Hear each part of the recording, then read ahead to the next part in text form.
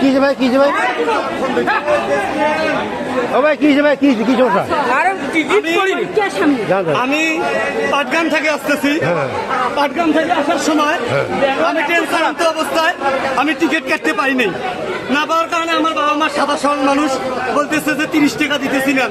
এখন একটু আমি কথা বলছি দুইটা ভাই, আমি বড় খাতা যাব, বড় খাতা গিয়া আমি আমার বড় খাতার টিকিটের জন্য বড় খাতা যাবো।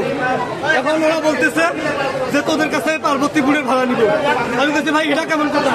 পাশে তোদের আমি স্টেশনে নাকি বান্দি রাখবো বলতেছে।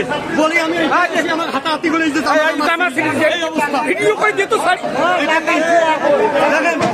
এটা কি মানুষের কথা? এটা কি নাকি ক্ষমতার অপব্যবহার করতেছে না?